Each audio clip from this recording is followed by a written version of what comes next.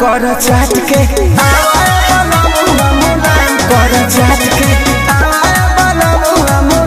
कर चाट के हवा खुशी राजा जी हटावा जानी काट के हवाए वाला मुआ मुलायम कर चाट के हवाए वाला मुआ मुलायम कर चाट के हवाए वाला मुआ मुलायम कर चाट के हवाए वाला मुआ मुलायम कर चाट के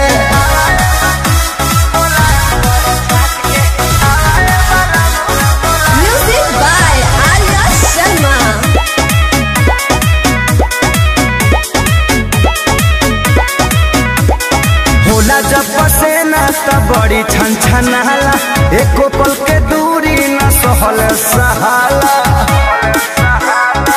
ए हो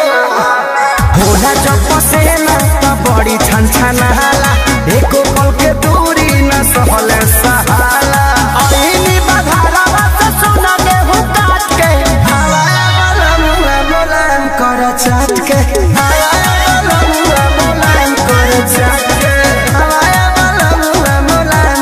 चाट के हवाए वाला मुआ मुलायम कर चाट के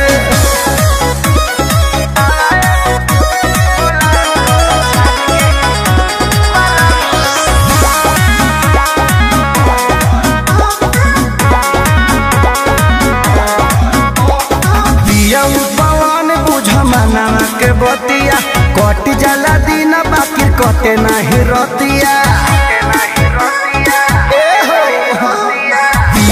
पवन बुझ मना के बतिया कट जाला दिन बाकी कटे नहीं रतिया सुते लेखे सारी जैसे हरी के साथ के हवाए वाला मुआ मुलायम कर चाट के